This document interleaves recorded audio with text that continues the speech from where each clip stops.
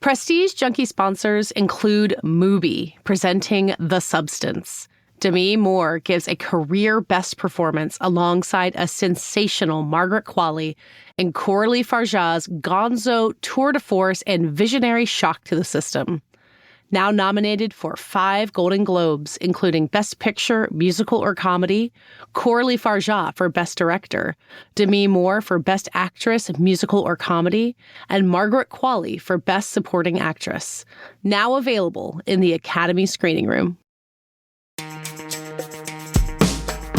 Hi, everyone. Happy New Year. Today, I've got the first of a 2-part series I'm doing with my Ankler colleague, Richard Rushfield, in which we look back at the highlights of 2024 in movies as well as in performances. But because this is the Ankler, we've got some warnings for Hollywood mixed in there, too. I've also got a conversation with Javier Bardem, who is the Golden Globe-nominated star of Netflix's hit limited series Monsters, the Lyle and Erik Menendez story. I'm Katey Rich, and this is the Prestige Junkie Podcast.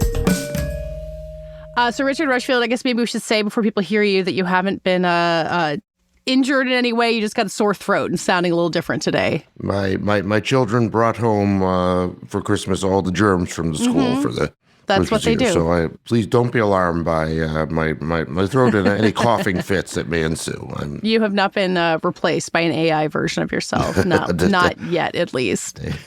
They would have to work hard to come up with an AI version this messed up. So, so I'm glad that you were willing to join me for this episode. This again, first part of a 2-part series. We're going to do our top 10 films of the year, and often your job here at the Ankler is to talk about the doom and gloom and all the horrible things befalling our industry. Yes. And even though I think you have come up with 10 films that you really like, it sounds like this was not a banner year in Hollywood by your measure. If you look at it from the perspective of history, you look at how many great films were there, how many films will be remembered. The bad will be forgotten. Every year has bad films.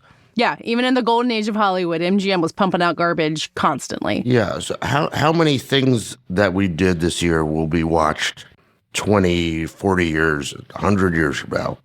And on that standard, I feel like this is the worst year in the history of studio filmmaking since the invention of studios. I think that we will have the fewest number of films that anyone wants to see even a year from now. You're talking about something released by a major studio is our qualifier so here. Indie filmmaking is a different thing, and I don't think it was a terrific year for indie filmmaking either, but I'm talking about the major label, not including Searchlight, not including Focus, but the major label filmmaking of this year. And I think it's the worst year in film history. And, wow. A lot of that you can write off to COVID and strike hangover, and there's a lag for a lot of things, but a lot of it you can write up for lack of imagination and cautiousness on the part of studios.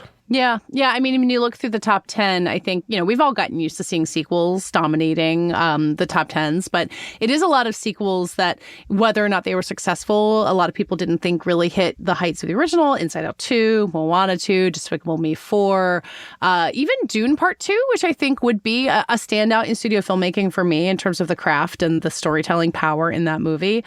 Maybe not as good as the original Dune. So is it the sequelitis that you feel like is the main culprit here? Sequels and reboots, and the thing that studios talk about is they want it to be familiar, but also new. That you get you entice people in with a title they're familiar with or something they know, but give it novelty so it's a fresh experience. They succeeded very well on the familiar part. A+ on the familiar. The novelty is D-, I would say. Yeah. I mean, I'm looking at my top 10. I'm going to have one film that I think we would say comes from a major studio, and we can discuss whether or not that term still applies. But 2 movies kind of looking at the top 20 that I would throw out as an argument against what you're saying, but aren't on my list. You can tell me if you're on yours. The Wild Robot, big animated hit from this year. Is on my list. Okay, so maybe we can talk about that in a minute, but I would say that's a case to be made that it's IP, but a way you can do it that makes it feel special and different. And then did you see A Quiet Place Day 1? I did not. I'm sorry to say. So that's kind of the definition of something where, like, it's a franchise expansion that makes no sense. These first two movies were about this family, all directed by John Krasinski. It's a different director. It's a prequel about how the aliens landed. None of this should have gone right. But I thought that movie was pretty terrific. Lupita Nyong'o, star of The Wild Robot, great year for her. Is really wonderful in it. She's acting opposite a cat for a lot of it, as well as Joseph Quinn, who's in Gladiator 2. And it just has a point of view. It feels more like the director Michael Sarnowski made a movie Pig a couple years ago, and it feels far more like the same director of Pig than you would expect from a studio movie. So maybe that will give you some hope in the process. Yeah, I mean, it's been a traditional thing. Like these directors have an indie breakout film, and then they put them on a Marvel film. And then you see the Marvel film they made, and they're like, oh, yeah, that line in that scene 18 That's where my looks true like, stamp is, yeah. Looks like he got a line in there or something. But to bring in these directors and really let them go, like, you know, James Gunn was when he did Guardians of the Galaxy. You know, that is the hope. Yeah, I thought that one really pulled it off. Okay, so let's jump into our top 10s. I'll start with my 10, you give yours, and if we hit a movie that's going to come up later on either of our lists, we'll just flag it and get to it at the higher spot. That sound okay? Yes. Since you're the guest, you start first. Oh, no, you don't have a top 10. You've got 14, so maybe I'll let you do your first 4 in a batch first. And I will do the caveat that these aren't my best films because I couldn't come up with a top 10 best films. I don't think there were 10 best films. Wow. So I made it. Something has to be best, even if it's a bad You would crop. think. But there were this year had a lot of B pluses, a lot of B pluses on the list. So I decided to make it the 10 films that stay with me the most. Okay. So here are my first 4. A Real Pain, Anora. Yeah. Not controversial. I put Civil War on, even though I have questions about it, but it's a film I find myself thinking about and referring to. I thought about a Civil War a lot. It did not make my top 10, but I considered it. I don't know that it was a great film, but it captured something real about this moment and how we're all feeling. It was maybe prescient in a way that we didn't realize when it came out in the spring. And then my next one is Conclave, which is kind of a crazy script, and it manages to make a thriller out of something where there's there's like someone said it's like a mystery with no murder. Yeah, well, there's because it starts with the Pope being dead, so there's definitely a minute where you're like, wait, is there going to be a murder mystery about who killed the Pope? But no, he just died. It goes to other things from there. No spoilers for Conclave, I don't think. But just in terms of like tourism, which the original movies were travel journals back then. Oh, sure. Getting to hang out on the airport shuttle bus with the Cardinals is that alone is worth the ticket price for me. Yeah. Anora I will have later on my list, so we can get to there. But I didn't get into A Real Pain, another one that probably would have been really close. So maybe we talk about that. Speaking of tourism, speaking of being on the shuttle bus going around through sites of great historic significance, I do think A Real Pain is about one of the most like gem perfect 90-minute movies I've seen ever, like this year included. Jesse Eisenberg wrote the script and directed, and there's just not a moment wasted in that thing.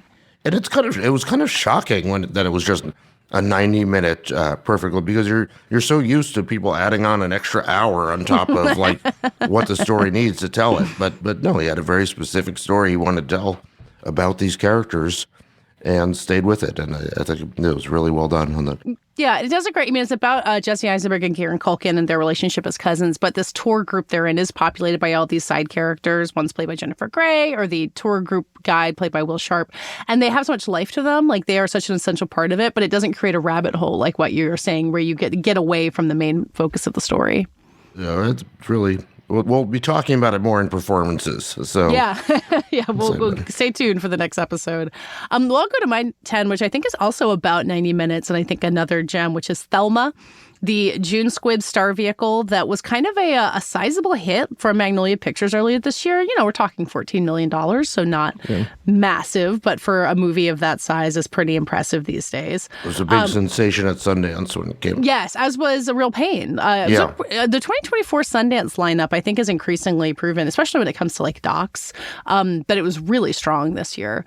And I just like Thelma was, again, kind of that little polished gem. Like, it's a small movie. It's not wildly wildly ambitious. It's about this woman who gets scammed and then goes on kind of a quest to get her money back. And Fred Heshinger, who we will also have a chance to talk about later, plays her grandson, who's just kind of like loves his grandma and loves to hang out with him. And apparently June Squibb and Fred Heshinger have become friends in real life. And it has this tonal note that I realized later is also part of A Man on the Inside, the Ted Danson Netflix series that just premiered, where it kind of takes people who were aging and takes them seriously and lets them have adventures and lets it be funny that there's this 94-year-old woman on a scooter riding around town, but has a reality to it too. I just thought that movie was so special. Yeah, so this is a note to independent filmmakers. Less is more. Yeah. Leave them wanting more. It used to be the cardinal rule of show business. And, you don't have to make every movie of your career inside every movie. You can just tell one story. We may be getting into some more and more more is more options later in this list. So what's your number 10 then? I put Dune Part 2 on there just because in terms of memorable and things, there's so many images and so many pieces of that. The sci-fi and the portentousness and the is he the one and the Kwisatz Cataract, all that I could do without. But it was just... Isn't that what the entire third book is? I'm not a Dune expert, but I keep hearing about more of that coming. As far as I'm concerned, you can just drop the whole Kwisatz Cataract from there and just make this a Space Cowboys movie. Make it about riding sandworms. Yeah, exactly. But I know that's what the sci-fi people want. But there's just so many visual. It was just so visually inventive, and so many pieces of it that I think back on and recall. And Timothée Chalamet and Zendaya were very captivating in it. Oh yeah. So. I do think the scene where he first rides the sandworm and he's doing the thumper and trying to catch it is just thrilling. Like in terms of action filmmaking, I don't think there's been anything better than that all year. Yeah, that's probably the greatest action scene in films this year. For my 9, I'm going to jump to what I think is a pretty misunderstood and unfairly maligned movie. My taste often lines up with the Oscars because that's how, I pickled my brain, I guess. But I think Steve McQueen's Blitz has been really unfairly written off. This is a movie about World War II, about the Blitz. It's got all of this spectacle, recreating this bombed out city. And it's told through the perspective of a child. He's got kind of this journey across London running into all these characters. When I interviewed him a couple weeks ago, I compared it to Charles Dickens, and he did not like that comparison at all. Well, what did he object to about that? He says, he's telling a story about a mixed race boy in London. It's like, it hasn't been done before. Don't compare it to things that have existed. And fair point to make. I still think that I would say it's there. But I just thought it was so beautiful. And for him to combine his kind of unflinching style, of looking at horrible things right in the eye with this child's eye view, with a little bit of magic and love for his mother. I just thought it was really beautiful. And I genuinely just don't get why people have kind of bounced off of it the way they have. I think people have a hard time going to historical, and when you combine that with a limited release online, it's... Well, it was in theaters. Apple puts their movies in theaters to some extent. To some extent. Yeah, wait, but do you want to take Very a moment to... limited marketing push behind that. Do you want to take a moment to ding Apple here as our streamers trying to say they're going to take over the Oscar race? Yeah, I mean, they did what they had to do to qualify, and... not a ton more. But it doesn't seem like it really paid off in any way either. Yeah, and when you're telling people, hey, you can have this for free at home in a couple weeks, then it makes it, when you telegraph that, it makes it really hard to get them out to see it at the theater. I mean, I get why it's not a Killers of the Flower Moon, that had Leo in it. That was an Apple release that made some money in theaters. It did its part. But I still just feel like it could have had more for it.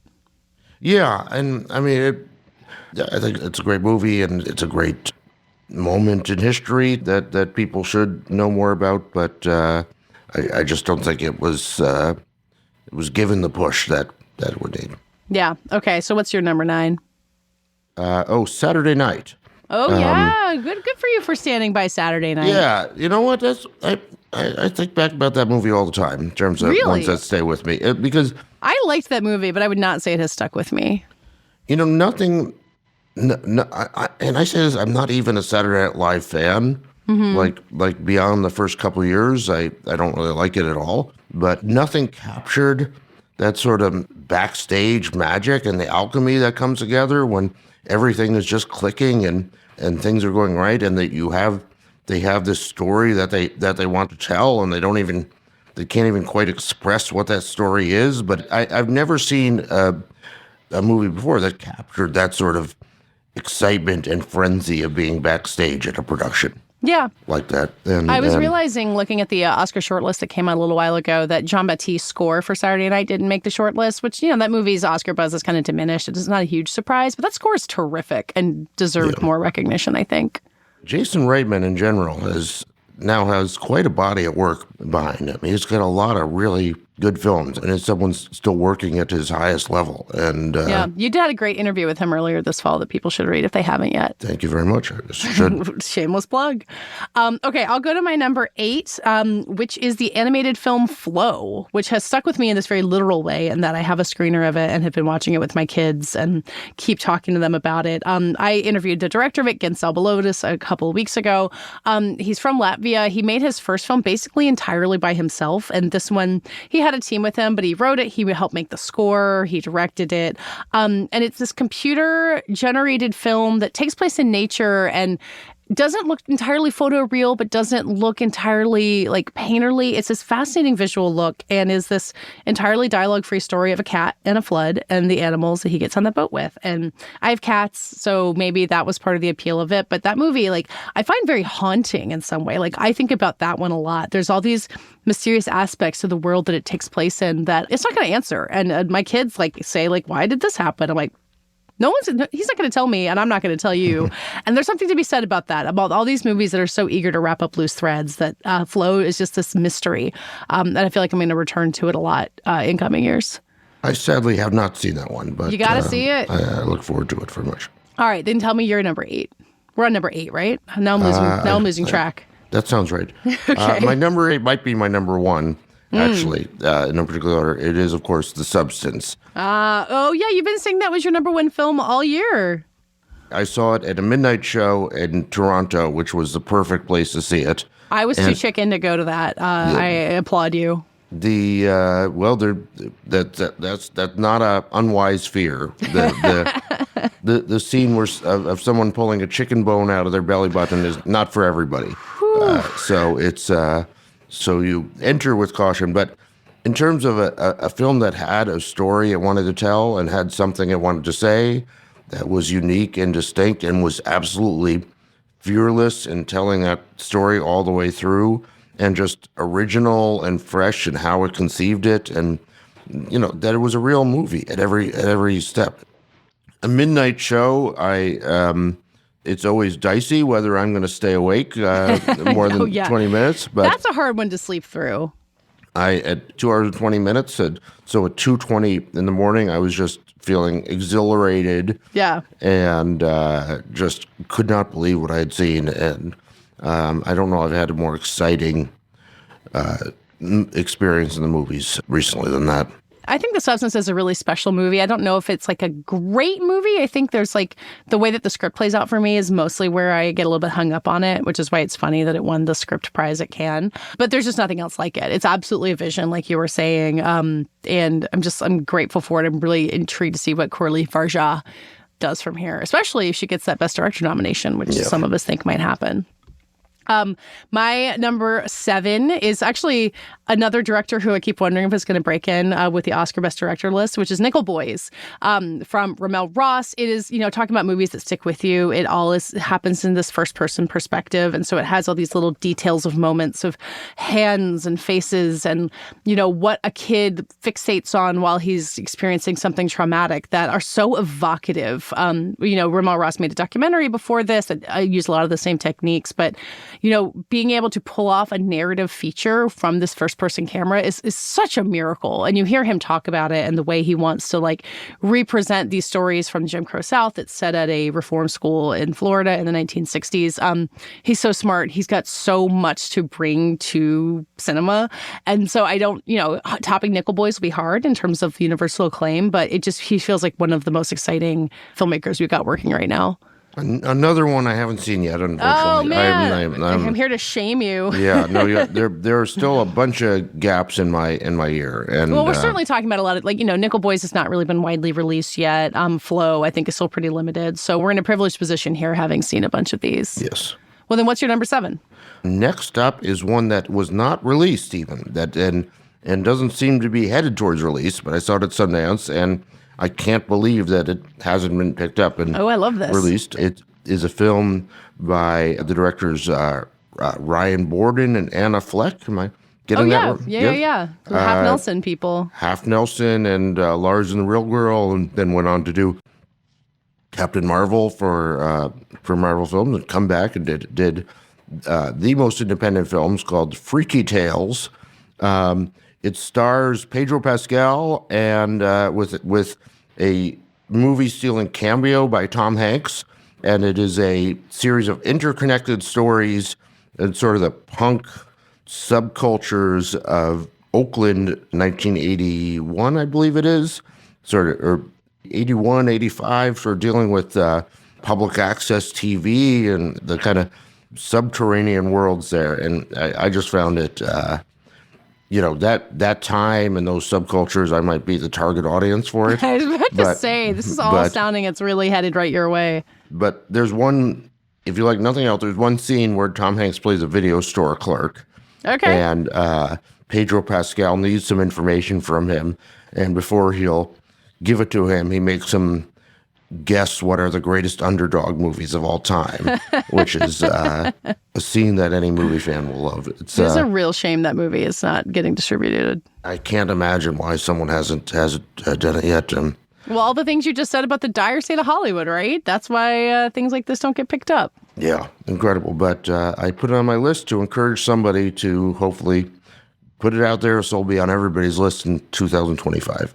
I love that advocacy. I've got a little bit of that on my list as well, including, let's see, we're at number 6 now. I've got the Walter Salles film, I'm Still Here, which is coming out from Sony Pictures Classics, which is actually really good at getting these kinds of international adult skewing dramas in front of audiences. And I think they will be over January and February. I saw this at the Toronto Film Festival in September. And it's the story of a woman who's very famous in Brazil named Eunice Paiva, and her husband was a Brazilian politician who was kind of on the left-wing resistance during the military dictatorship in the 70s. And after he is kidnapped by the military, she kind of emerges as this activist for civil rights. But it's also a story about her raising her kids and living in this great house near the beach and the life that they had together, and then how it got broken apart by this government. So it's a biopic that doesn't feel at all like a biopic. It feels so lived in and real and lively, and you feel invested in this family well before anything dramatic happens to them.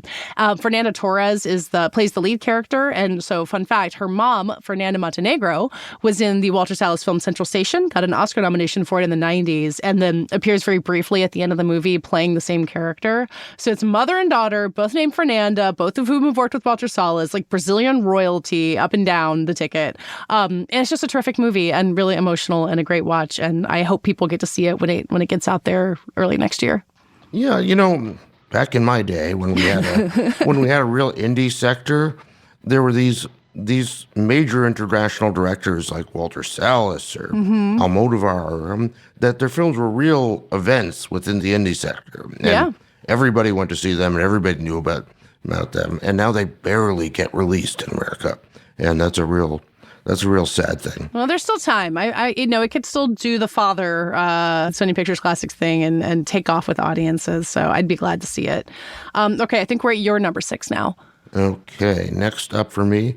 Here's a movie that was barely released that had a very limited theatrical thing from Disney, Young Woman and the Sea. Oh yeah, you've been that cheerleader for a long time. This is the kind of movie that Disney used to put out 10 of these a year. And they'd all be good, and they'd all have audiences, and it is a great inspirational story. I feel like Daisy Ridley is finally showing us the promise that was held out when she was cast in Star Wars. In this, and she was in another very small film last year at Sundance that also barely got released. Yeah, but she's become a really good actress, and this was such a captivating story and just crowd-pleasing inspirational thing that you don't know why there's not one of these coming out every week from Hollywood. Yeah. And that's the one I haven't seen yet. So this is my chance to apologize. Watch it with your kids. Yeah. They will love it and There's be moved. There's so few live action movies for kids, period, that, I'm grateful for any of them. Well, on my list, I've kind of stacked up the Titanic Best Actress performances after another. And speaking of international auteurs from the 90s, it's Hard Truths, the Mike Leigh film that I saw at the world premiere in Toronto and was kind of, everyone else had decided to go see We Live in Time, which premiered at the same time, which is a lovely movie, and I got to see it eventually. But this just felt like such a moment because it's got this performance from Marianne Jean-Baptiste. She worked with Mike Leigh on Secrets of Lies in the 90s. She plays this kind of frankly miserable woman who is really funny and also really mean to everyone she encounters. And as the film goes on, you're laughing at her one-liners and then eventually kind of stop laughing because the hurt beneath it becomes clear. That performance, we'll talk about it in our next episode, is just in a class of its own to me this year. And the movie around it, the way they use the Mike Leigh process to develop their characters, it's just is so lived in and real and not a moment wasted. Like we keep saying, it's also about 90 minutes. And it will stick with me forever. I will think about Pansy, this woman Marianne Jean-Baptiste plays, every time I go to the grocery store and get mad at somebody. It just is, it's no one but Mike Leigh could make this kind of movie, and I'm so glad it exists. Yeah, I mean, another one I haven't seen. I will see that. Yeah, certainly. You will. But as I was saying, of international directors whose films were events here and that everybody went to see, Mike Leigh was high up on that list and is a treasure. Yeah. Well, he's been really frank about how hard it is to get his films financed these days, about how Cannes and Venice didn't want Hard Truths. Like, it does feel like he's been slept on a little bit. And I feel optimistic about its Oscar chances. I really hope that puts him right back in there like he was for Mr. Turner not that long ago. Because, he's a treasure. He's not getting any younger, and we need to celebrate him while we can. I mean, you have all these directors who were just major figures in the film community, even in America, that are just shunted aside these days, like just a few years after their height here. It's well, yeah. Are we gonna talk about Jordan number 2 on this list, or just give the Clint Eastwood nod here? I mean, Clint deserves someone who's made so many great movies. This one was not on my top list, but not a bad movie. Yeah, I still haven't seen Jordan number 2. Deserved to be more of a moment than it was. Yeah. Okay. What's your number 5? Next up, I have Your Monster, another underseen one. Got a very limited release. It is about a young actress played by Melissa Barrera, who was fantastic in this, going through a very painful breakup and sort of meltdown about her life choices. She's a theater actress, and she broke up with the director of the play that she was slated to be in, that is to some extent written about her. And she discovers the monster who lived in her closet when she was a child sort of comes back to talk to her. Huh. And she finds that the monster actually really loves musical theater. And he's played wonderfully by Tommy Dewey, who was also in Saturday Night. He played Michael Donahue there, and he's a great actor that hope to see more of. He does a lot of Jason Reitman projects. But this is I don't want to say too much because I think everyone who watches it will enjoy it. I think Melissa Barrera's performance is very captivating, and it goes into some very surprising places that the less said, the better. All right. Yeah, I love the advocacy that you're doing on these lists. It's needed these days. Okay, I'm getting to number 4 on my list, and this is the question I had for you about whether or not it's a studio movie. Challengers, studio movie or not? I mean, not technically, no. But MGM, it's the studio of all time. MGM is the studio of the 40s. It's a fair middle ground question, but Challengers is in terms of sheer enjoyment, in terms of something I will go to over and over and over again, think about constantly in terms of human dynamics or just fun movie star, nuclear grade performances. I keep coming back to Challengers. Zendaya and Josh O'Connor and Mike Fice, all three of them together are fantastic. The moment in that final tennis match where you kind of realize where things are headed, that's great screenwriting from Dustin Kariskas. That's great direction from Luca Guadagnino. Guadagnino. I'd listen to the score all the time from Atticus Ross and Trent Reznor. Challengers just has all of it. And I was trying so hard to drag it into award season. It keeps popping up here and there. I think in the end, like, it's not going to get where it deserves to go. But yeah, really one of the movies of the year for me. Yeah, it came close to my list. I have nothing bad to say about it. But really, really strong film. And I think if it had come out later in the year, it would be it would be more of a contender. Well, and it also had Guadagnino's Queer also opening this year. That was a big challenge in its way. Yeah, so it just has some sort of logistical questions standing in the way of its Oscar glory. But it's deserving to be up there. Yeah. All right, let's hear your number 4. Next up for me is another little movie, A Complete Unknown. Oh, yeah. So a little struggling indie that, as people hear this, it might be the world's biggest hit for all we know. Yeah. I've been calling it the 3 months before I even saw it. I said it was a lock to win Best Picture, sight unseen. And you're standing by it? So I have to live. And so I came to see it with the highest of expectations, and I felt it lived up to them. It captured that time. It captured Dylan. You know, the thing that about biopics is that they're always looking for what was the thing that made him a genius. Like he saw this thing happening, and then he had a teacher that told him, and you add up those things, and that's a genius. Yeah. And this nicely makes no attempt to explain Dylan at all. Like, it opens with him arriving in Greenwich Village in a taxi, looking for Woody Guthrie. And it offers, I think at one point they mentioned that he's from Minnesota, and that's all you learn about about his life before that. But he's just this force of nature, and it just shows how art cannot be complacent. He comes into this folk scene where you have Pete Seeger and Peter, Paul, and Mary, and they would be happy to just be getting up there and singing The Lion Sleeps Tonight for the next 100 years and doing these sing-alongs. But how Dylan is sort of portrayed as this force of art that cannot sit still, that has to keep going. And it shows how disruptive that force can be on people's lives and this world that is, very sincere and earnest. Also, I think angry folk music fans are maybe the best movie villains of all. And people should use them as villains in more films. So. Especially when you've got Edward Norton as Pete Seeger, who's just the most gentle, kind presence in the world. And then all the folk music fans are trying to tear down the mixing board. until he grabs an axe and tries to destroy it. So. I liked A Complete Unknown a lot. I think we'll have a chance to talk about it when we get into performances. And yeah, the way that it just takes him as a complete unknown, especially when it comes to these relationships with these women who are just like, what's your deal, man? And he's like, I don't know. I got to go. And that's all you're going to get. And you don't know where he came from. You don't know what's going on in his head. Yeah. But he's just this sort of force of artistry, just blazing through and pushing this world forward. The facts of the story are not quite how it happened, and a little bit, but sort of it gets right the effect of it, even if the particulars are not. Yeah, well, and I don't know enough about Dylan to know the facts, so I take it all as gospel. Yeah. All right, getting into our top 3. This is one that I caught pretty late in the year compared to what a lot of people did. I think this is also a Sundance movie, which is A Different Man.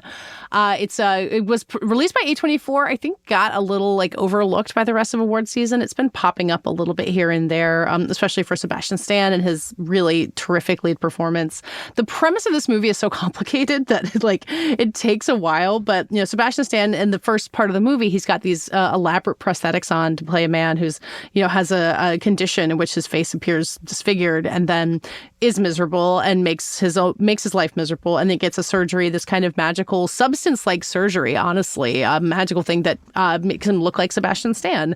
And then it turns out that doesn't make him any happier, especially when he meets a guy who has the same condition that he once did, played by Adam Pearson, and he's having a great time and a great life, including with Sebastian Stan's character's old neighbor who he had a crush on, and it unfolds from there. It's so darkly funny, which I didn't expect from what I'd heard people talk about. about and has this like New York Scorsese 70s quality to it, where it's not like After Hours, but it kind of feels like it's in the world of After Hours, where you just don't know what's going to be around the next corner in this kind of scuzzy city.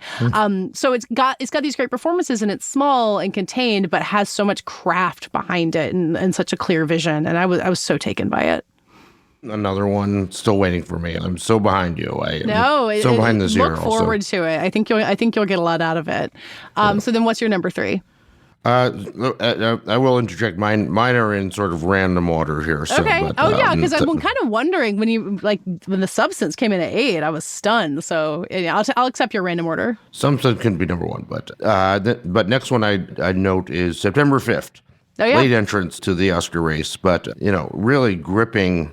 Another movie that just tells its story, doesn't go down a lot of rabbit holes, tells it succinctly, comes in, I think, under 2 hours there. Which any movie that comes in under 2 hours, automatic half star, one grade lifted. A B goes to an A, and then for a B right out. But it's a really gripping movie. Who wouldn't love to hear about 1970s news footage, tape transfers, and everything? My God. And the vintage technology in this thing, like there's a whole nerd subculture that's got to see this movie. Yes, that was targeted for me. So, I mean, the whole movie could have just been like them saying, well, it's the wrong size tape, and how are we going to put it on this machine? And we got to transfer, we got to send it to the lab there, but how do we get it back? I would have been there for 90 minutes with just that. I saw someone say there should be an adults Please Touch museum in which you just get to go on the set of September 5th and press all the buttons. Yeah, but it's against the backdrop of sort of the birth of modern terrorism and the news sort of seeing that happen before them and trying to figure out how do we respond to this and how do we do it when it's not even a news crew, it's the ABC sports team trying to respond to this. So it's a really grippy film, and yeah. No, I'm a big fan of it also. I talked to John Magaro on this podcast a couple weeks ago. I love him. I feel like he does great work in this movie. It does feel like it's been a little quiet awards-wise, but it's kind of a quiet movie. Like, I feel like that's an okay result for this. Yeah, also a late comer to the field. So sure. Yeah, that's true too. So here we are at my number 2, and as promised, back to Anora. I just, can't really get away from the power of what's felt like the Oscar frontrunner for a long time. We'll see if that holds. It's such a confident movie that I think you can kind of overlook the kind of high wire act of making it work, of having this first hour of really high energy enthusiasm as our main character, hooks up with this little Russian princeling who has all the money in the world, and then the come down after that and how it keeps you along with it. It's got this amazing kind of sequence in the middle where these goons try to get her to get away from her new husband and fail spectacularly because Anora, played by Mikey Madison, is this real force of nature. And then just watching the story unfold from there. Sean Baker has this kind of career-long fascination with sex workers and people who are kind of otherwise on the fringes of society. And this just feels like the absolute perfect way, a story for him to get all of that across, about looking at class and money and dreams and ambitions through this lens of this really specific story. Yeah, I just feel like it deserves all the acclaim that it's gotten, and I'm really excited to see what Sean Baker can do now that he's kind of leveling up in this spot in his career, how he can keep telling more stories like this. Yeah, Anora's on my list also. I mean, a lot to be said for being funny. Oh my God, it's so funny. You make him laugh. You make me laugh. I'm with you the whole way. Yeah, and it's the mobsters situations are really funny, but her performance, and talking more about performance, she's this person who has the least of anybody, like sort of very tough circumstances that she comes from, and there's hints of even tougher circumstances in her life, but she just has more dignity and sort of power than anyone else in the screen, and it's really captivating. And once again, tell a simple story, stick with it. It's long, but it's still a simple story. Yeah, but it stays very focused and doesn't go down 100 rabbit. My question is, does the mobster son, does he count as manic pixie dream boy? I don't know, because I think he's got so many red flags from the very start that even if she's trying to pretend that he's perfect, I think the audience knows that that there's a catch there. He's pretty charming though when he's having fun. And everyone calls him the Russian Timothée Chalamet. He's kind of where Timothée Chalamet was about 8 years ago. It's interesting to see. Should we call Anora your number 2 then, since your list has been unordered? I'll give it number 2. All right, then I'll go to my number 1, which I think is obvious to anyone who's heard me talk for the last few months, which is The Brutalist.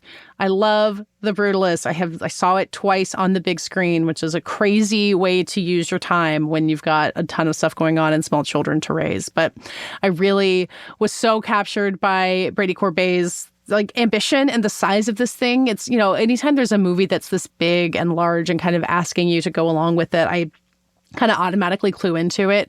I think a lot of people have said that the first half, in which we see Adrian Brody's architect kind of arrive in America and build his way up, is not, it really towers over the second half, where you kind of watch that American dream curdle. But it was on the second viewing where the purpose of that second act really clicked into place for me. The way that it's trying to defy your expectations, trying to let you down a little bit, and find something kind of more interesting in there as a part of it. I don't know that I think it's a perfect movie. I could quibble with the way that it ends, which I don't want to spoil for people. But the highest highs of my entire year came from within The Brutalist. The score by Daniel Blumberg is incredible. The cinematography, the fact that they managed to make this for under $10 million. I'm just so in awe of it. I'm just going to really treasure it forever, I think. And that made it a really obvious number 1 for me. So if a movie for coming in under 2 hours gets an extra star, for coming in over 3 hours, I think you get an extra star. Also, there's a middle. If you fall right in the middle, that's where I give you no credit. It's a horseshoe or something. Yeah, exactly. I have not. Another one I haven't seen. And when's your next 3.5 hour free window to go see it in 70 millimeter? When my kids go to college. So then, what's your number 1, or what's filling in for your number 1? But my last slot on there is also Wild Robot. That's right. I see, because I have kids, I see every single animated movie that comes out. Except, did you see Despicable Me 4 also and immediately forget it? That's what happened to us. I saw it at Toronto, and then I saw it again here. You just appreciate so much an animated movie that has a unique vision and unique style. And I mean, that's the gift of animation, that it can just create the entire world out of whole cloth, that it's not starting with anything. So when it really has this kind of thought and care into it, and vision, it just takes you to somewhere else. And it's a touching story also. Great voice actors all the way through. So that was the most special animated experience I had this year. Yeah, I thought about that for my list. I went with Flow instead. Not that you can't have both, but I did love The Wild Robot. I'm going to wrap us up without too much further ado, since we'll be back in a couple days with our performances list. And so everyone hold tight, and then I'll be back in a moment with my conversation with Javier Bardem.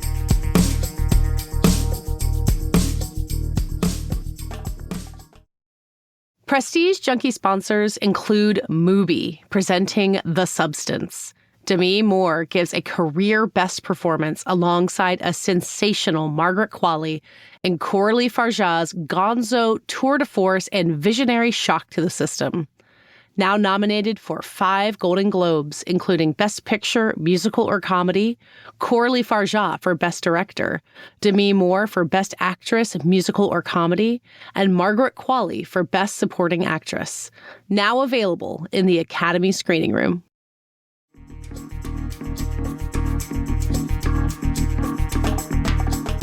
My guest, Javier Bardem, has clearly found something that he likes in television. He's now a Golden Globe nominee for his role on the Netflix limited series Monsters, the Lyle and Erik Menendez story, in which Bardem plays the father of the family, who is depicted as this incredibly abusive and manipulative figure in the lives of his sons.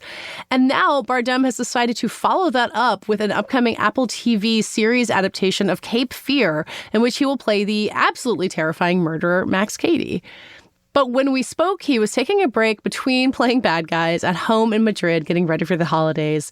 He was fresh off seeing Emilia Perez in theaters and raving about it. And he was ready to reflect not just on working on the Menendez series, but a lot of the choices he's made over the past few years. He talked about what it takes to dive into those kinds of dark characters like the one he plays in the Menendez series. It turns out to be a challenge even for someone who won an Oscar for playing another one of cinema's most iconic villains in No Country for Old Men. But then on the total opposite side of the spectrum, he told me an incredible story about deciding to play a singing and dancing magician who is friends with a crocodile in the 2022 movie Lyle, Crocodile. That's a children's film that is very beloved in my household, which I was grateful to tell him. And believe me, if you think that you've been moved by Javier Bardem on screen, please wait until you hear the story that he told me about how he decided to make that movie and what it's meant in his life. Let's hear it in my conversation with the star of Monsters, the Lyle and Erik Menendez story, Javier Bardem. So I talked to you a couple of years ago, and you told me that that preparation for a role is your favorite part, the research and the, kind of being a chef in the kitchen on your own to cook up all of this stuff. I wonder if that was true of making the Menendez series, and then where you even start with preparation for a role and a show like this. Yeah, I don't know if it's the best part or not. It's the part that one feels that has to be done, whether we like it or not. and in some roles, it's fascinating because it really opens you to a world that you were never for a second thought you were going to get any close to. Like, I play this character based on a real person called Ramon San Pedro in the movie The Scene Side.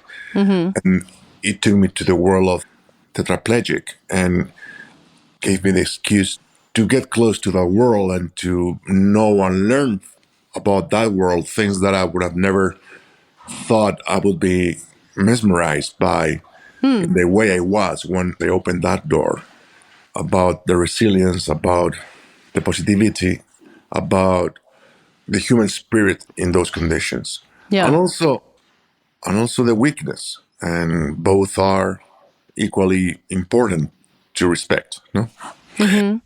So in the case of Menendez, I didn't have much material to dig in, and I didn't know about the case prior to the phone call from Ryan Murphy. I didn't know much about anything. I just dig in Google, and then it was like, oh, holy shit, okay, this stuff is intense.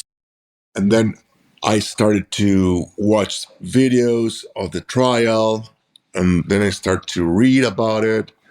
And there was not much info on Jose Menendez Yeah. that I could find, except for the one that actually the creators of the show already found, Ian Brennan and Ryan Murphy. So I really follow their trace. Yeah. You followed their lead. Yes, I follow their lead, and then thankfully, my character is based on perceptions, on his son's perceptions, in his wife's perception, the other people's perception, and also his own perception in the episode 6. And I guess I try to more or less navigate through my own judgment, my own ideas, my own ethics, my own opposition to a person like that. Yeah. Because let alone sexual abuse, but just the fact that you're abusing physically or emotionally to any kid is repulsive.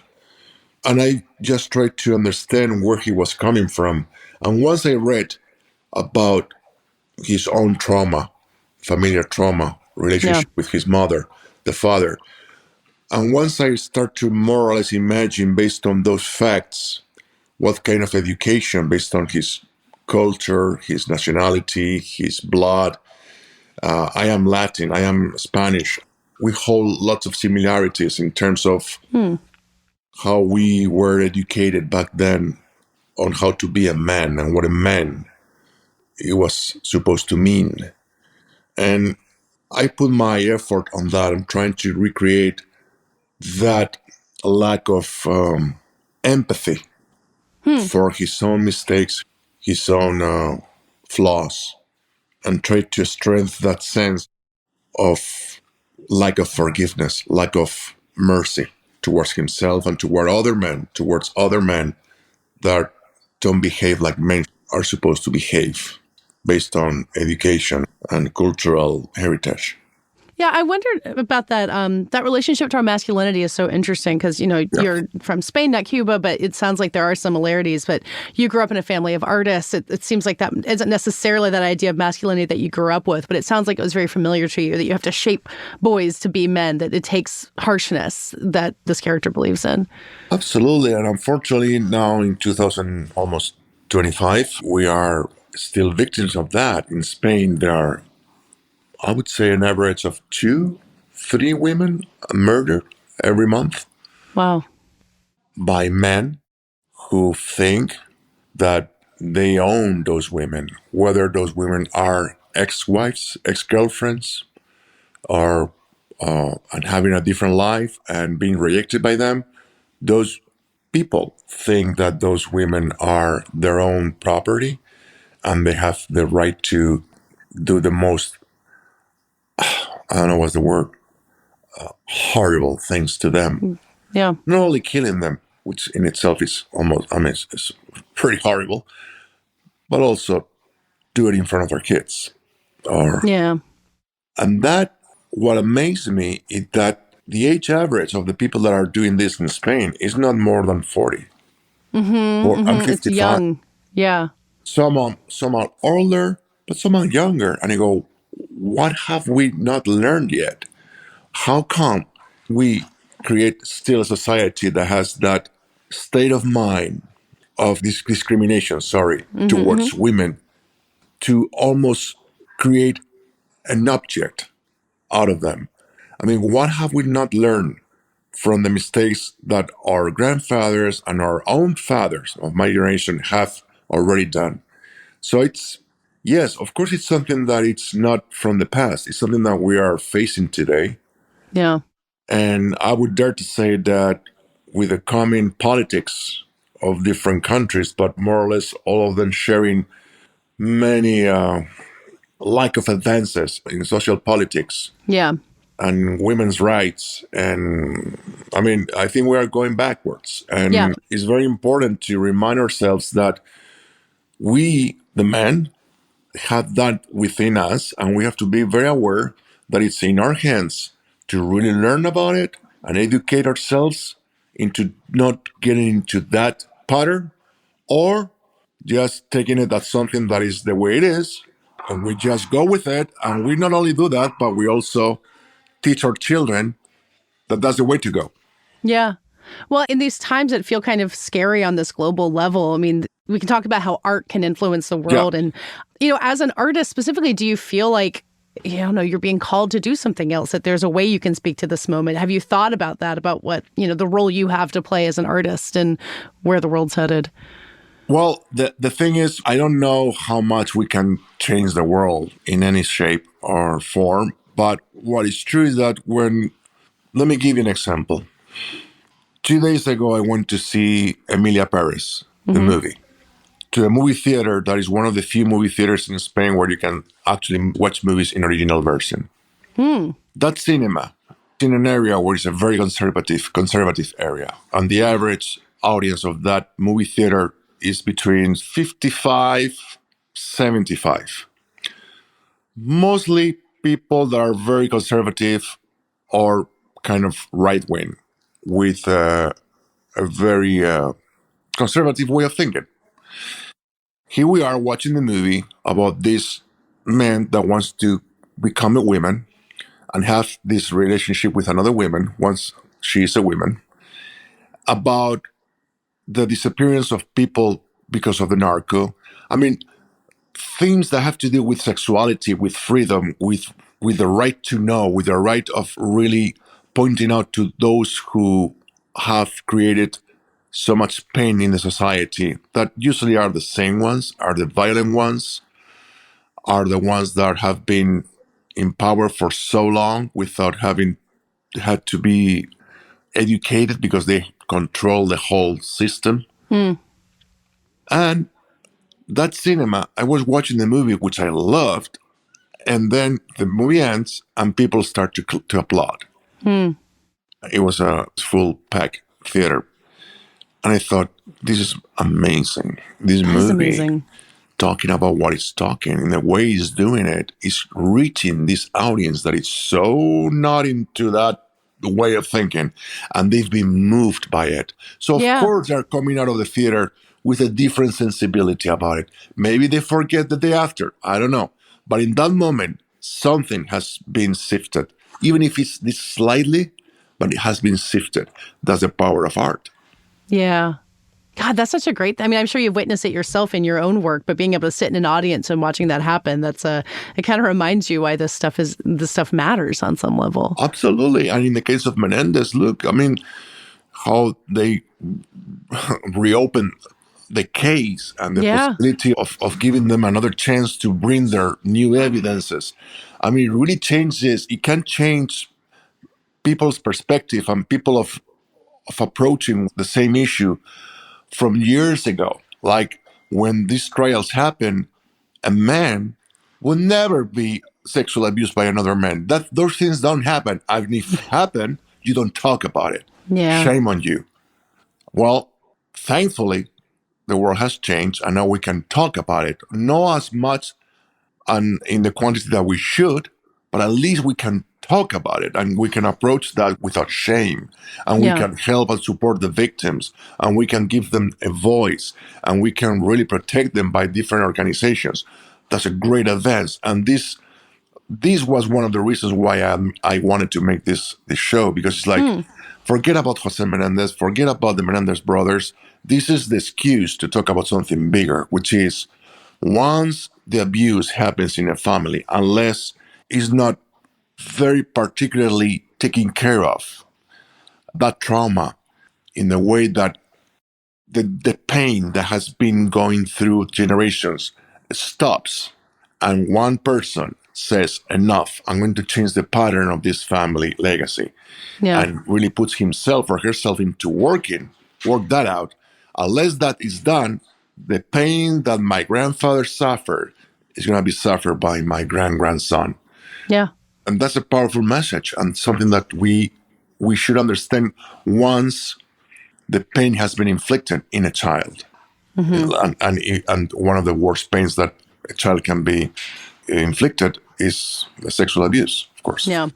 Well, when you make something for Netflix, you kind of realize the platform, the amount of people who are going to see something that you make. And this show has, caught fire in so many ways, as with The Real Case with the Menendez brothers now. How much do you tune into that and pay attention to how something is received when it's this big? Can you avoid it? Do you always hear about it? Well, it's kind of a little bit of out of your hands. Like when you open a movie, I mean, I come from a generation where when you open a movie, it will reach certain theaters, and then it can last for 6-7 months on the theater. And that was an event. Now that word has changed. That doesn't happen anymore. So with platforms, it is the first big platform experience that I had. I felt like absolutely out of control. I would go the day after the show opened in Netflix, and I will walk on the street, and I could immediately feel the effect that this show had on people, that immediate, that quick response. People will look at me in a way that they didn't look before. Different ages were looking at me from an audience that maybe didn't know me from before, like older audiences and also younger audiences. Wow. And it was so immediate that I felt, wow, this is so powerful. I mean, we're talking about millions and millions of people watching one show at the same time. Yeah. So once I know that, I feel how powerful this is. And I'm glad that we did this show, because it reaches way more people than I would have never imagined. And I think it's an important show to talk about. Yeah. For what we were discussing. And you've also got, I think now, an Apple TV Plus show planned with Cape Fear. Yes. So you kind of got another series lined up for yourself. I don't know, did you learn something about making television that you didn't expect that made you want to jump right back in? Absolutely. I learned, I was expecting to be more working in a rush, like too fast. Yeah. Being absolutely dismantled or disconcentrated by the fact that you have to work with different directors. I was very nervous about the possibility of not knowing where am I in terms of chronology.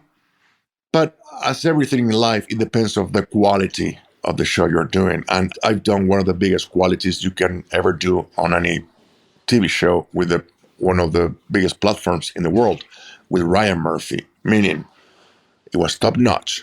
Everybody involved in this show was amazingly good in what they're doing. And you will go there, and I never felt any rush. I felt absolutely heard, respected in terms of creativity, like bringing my own taste to it, and of course, bringing in whatever the director wanted me to do. They were all linked to each other. We were one. And I felt, wow, this is amazing, because this is like what I'm used to in the biggest production, in the productions that I like the most, where you have control over your work. Like you are doing a great character with great dialogues. But this is even better because you can go deeper. You have you have more time. Material, more time to develop what the character is like. And I love that. It's a high bar to clear. Absolutely. But at the same time, it's like, okay, it's interesting to me as an actor to have that long run in order to create something that stays with you. Yeah. Well, not to make you talk too much about something that hasn't happened yet, but the idea of playing Max Katey in Cape Fear after playing Jose Menendez, that's darkness on darkness on darkness. I don't know, like living in that for so long, maybe you're used to it by now, but that sounds like a lot of big challenges to stack up for yourself. That's a good point. I don't know how that's going to be like, because one of the things of Jose Menendez is that I was able to come in and go and come in. And actually, one of the first things that I dared to do when I get into the show was talking to Cooper and Nicholas, the children, my kids, those young actors, young adults, and tell them, man, you have this show for 6 months and you're carrying the whole weight on your shoulders. You have to learn how to leave it behind. Otherwise, you're going to be dead. You're going to be miserable. And they did that. They were able to do that, which is amazing, because the amount of work they were doing every day and the intensity of it, you can tell on screen. They're amazing. But at the same time, they were able to go back to their families and have a life. Well, that's what a true artist is, in my opinion. You do your fiction, you create that world that don't exist, and then you come back to your own reality. Now, were you able to do that when you were 25 like them, or did you have to take time to learn how to do that? I wasn't able to do that at all. I was way more into, if I don't feel everything that the character feels, I'm not worthy of this role. Which is something that I guess we all tend to do when we are young, and it's great, and we should go through that, and we have to cross that, and we have to learn from that. And because if you haven't been there, maybe you are missing something important, which is once you decide to come into something and dig in and put your hands in the mud, in your own mud, go for it. Don't be scared. Don't be shy. Don't be ashamed about it. Go for it. Put it out. Bring it out. Share it. Because that's what you're there for. That's what an actor is. A vehicle to try to make you understand something about yourself. And for that, I have to show myself so maybe you can relate to me the way I would like you to relate to yourself. So don't be shy about it. But at the same time, protect yourself. You have to, especially when you are 55 and you're a father and you have 2 children. It's like when you are 25 and you don't care and you are immortal, I get it. But when you are 55 and you are older and you have a real serious responsibility, you don't want your kids to see Max Katey at home or Jose Menendez. They want to see dad. They don't care about the other thing. And that's a great thing. That's a great lesson. That puts you in a very humble way. Does that change how, I mean, you're taking on these challenging roles, you're not shying away from stuff that's hard, but, you know, wanting to go home and see your kids and have that lightness to you, does it change how you approach what you want to do, what you say yes to, what you seek out? There was a moment where it kind of did. And then I learned that it's okay to have 2-way tickets, go in and go out, rather than stay in. It's okay. And it's a great, exciting experience to learn how to do that. And actually, for me, it's way more effective in the sense that when you go in, you go so much deep in because there's no time to lose. Yes, There's absolutely. no time to wander. You go in, you go and you cross all the barriers that you want to cross, and you go for it, and you smash against the wall. You create mistakes. You sometimes are more correct than others. You fuck it up, and then you try to fix it, but you're alive. You're in a process of creativity. And then that is done, you go back to your own self. While if I stay way too long in one state of mind or a physical state, as somebody said, and I thought it was brilliant, I may do my best scenes, my best moment in the catering table, while the cameras are not rolling. You go, Because you can't get out of it. exactly. Yeah. And I truly, highly respect everybody's process as long as they don't interfere with anybody else's process. Yeah. You want to go full mood into your thing? Perfect. But in the moment that really interferes with somebody else's process, it doesn't need to be another actor, just a technician. I'm sorry, but I'm not okay with that. Yeah.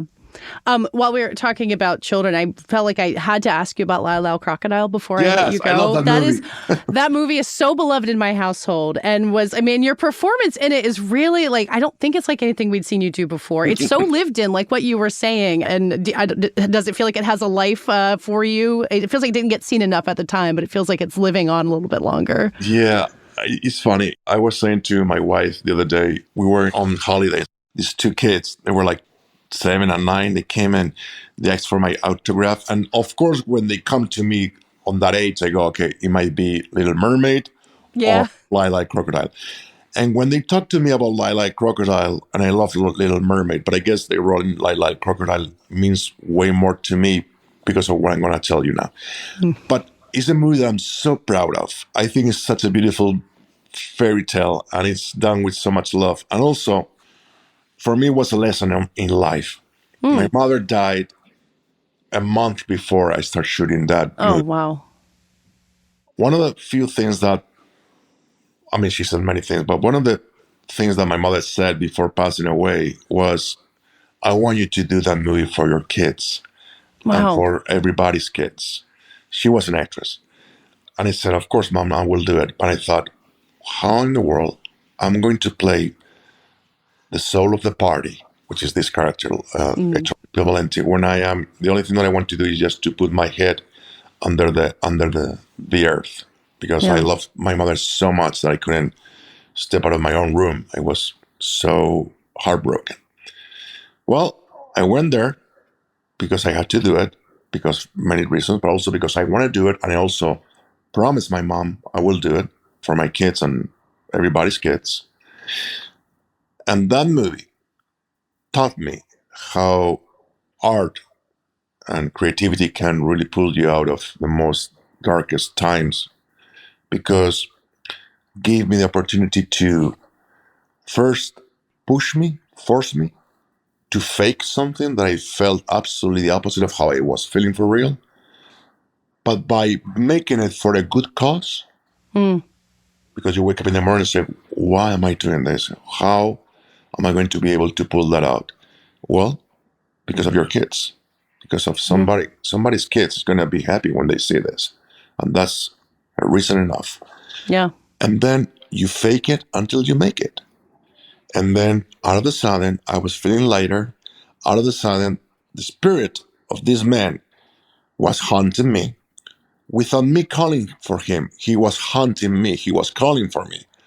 And then out of the sudden, when I finished the movie 2 months after, I felt like lighter, more in peace. And it also helped me to put the morning in the right place. Wow. And that's what my mother knew as an actress. And that's why she told me, you have to make that movie. Yeah. And that's why it's so important, this movie for me. And that's why it's so important, this work for us, because it really helped us to go to a place that we never thought or imagined that we could possibly take or touch for a second. Like for me, being this singing magician when I was depressed in my own room, saying I can't live without my mom. Yeah. But that's the power of creativity. Yeah. And yeah, that's something your mom as an actress would know better than anybody, absolutely. right? She knew, and that's what she told me. And I understood that later after I finished the movie, like, okay, that's why she asked me to do this movie. Yeah, that's really beautiful. This show is edited by Brett Fuchs and co-produced by Brett Fuchs and me. Our theme music is by Dave Gonzalez. Thanks again to my co-host, Richard Rushfield. Get the Prestige Junkie newsletter by going to theankler.com and subscribe to this podcast on Spotify, where you can watch the video version, or on Apple or wherever you get your podcasts. Richard and I will be back on Saturday for a special bonus episode in which we continue our conversation wrapping up the year in film, so we will see you on Saturday.